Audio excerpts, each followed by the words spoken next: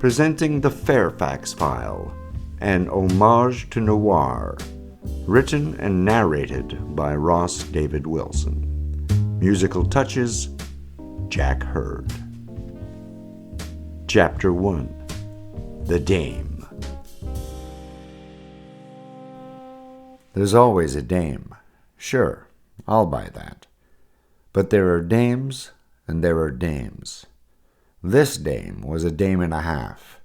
She was tall, with legs that started on earth and ended in nirvana. Her body had curves that made the Indy 500 look like one long straight stretch of roadway. And that face, perfect lips, wide eyes, one nose. She had a way about her that said, if you want me, you better have Blue Cross. When it came to body heat, she could have cooked Kelvin's keister. She didn't just smolder, she snapped, crackled, and popped, just like I nearly did when I first laid eyes on her. She was staring out the grimy window of my sparsely furnished second-floor office in Lowertown, Manhattan.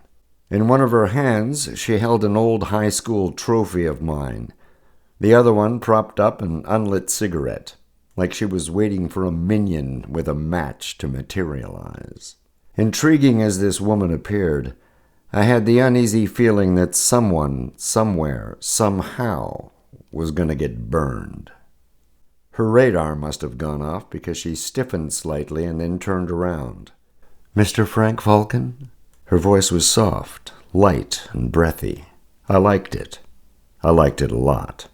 That's what my mom called me. You had a very formal mum. We ate with utensils. I flicked my Zippo and held the flame to her smoke, like a minion. "What can I do for you, miss?" She showed me her left hand, revealing an engraved solid gold wedding band. Snugged up to it was another ring. This one had a rock on it the size of a hamster's head. Her other hand placed the cigarette between her luscious lips as she inhaled slowly. She held in the drag for a second, then put her lips together and blew. "Actually, it's Mrs. Amanda Fairfax. Any relation to E.C. Fairfax, the multimillionaire businessman?" "That's the one. I'm his wife. Apparently, you could have your cake and eat it, too." I dropped the pastrami sandwich I picked up at Booksack's Deli on my desk and gave her my full attention. You could give a dame like that nothing less. "What can I do for you, Mrs. Fairfax?" "Actually, Mr. Vulcan, it's difficult to talk about. It's a very serious matter." "I understand, Mrs. Fairfax. People rarely drop by for a round of pinochle and chuckles. Besides, chances are I've heard your story before or something close to it. So why don't you tell me what's going on, and I'll tell you whether I can do anything about it." "I appreciate that, Mr. Vulcan. It's about my husband. Emerson and we haven't been getting along very well for a while now. In fact, sad to say, we no longer even share a bed." "That's not sad, Mrs. Fairfax. That's downright tragic.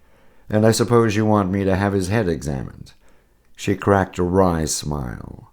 "I appreciate the compliment and attempt at humor, Mr. Vulcan." "Attempt?" I was giving her gold. "You know, Mrs. Fairfax, not every couple can be Ozzie and Harriet. I doubt even Ozzie and Harriet are really Ozzie and Harriet. Unfortunately, life doesn't come with a laugh track." "Oh, I know, Mr. Vulcan. I'm not naive." "Why don't you call me Frank?" "May I be Frank? Frank?" I curbed my comic impulse. "Have a seat." She placed herself gracefully into the client chair and slung one divinely designed leg over the other. As I walked around to my side of the desk, I caught just enough thigh to make a blind man blush.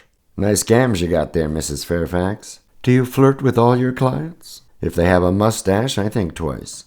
"Okay, Make it Amanda." "Okay, Amanda. Anything else you want to tell me?" She deliberated for a few moments, taking in long, deep breaths that took away mine. "Take your time." I pulled out my office bottle, a decent whiskey but no prize winner. I poured 2 shots into short rock glasses and handed her one. "It's not the best, but it might help clear your throat." She smiled and nodded. She took a full sip and seemed to loosen up slightly. I gave her a full 4 beats.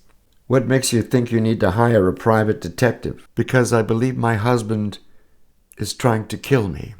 I gave it another few beats. This is pretty serious stuff, Amanda. Why not call the boys in blue?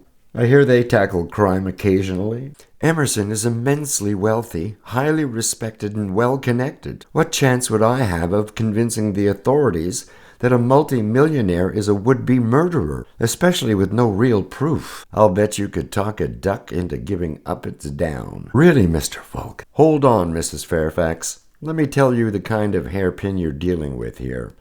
My pop, William Falcon, worked the vaudeville circuit.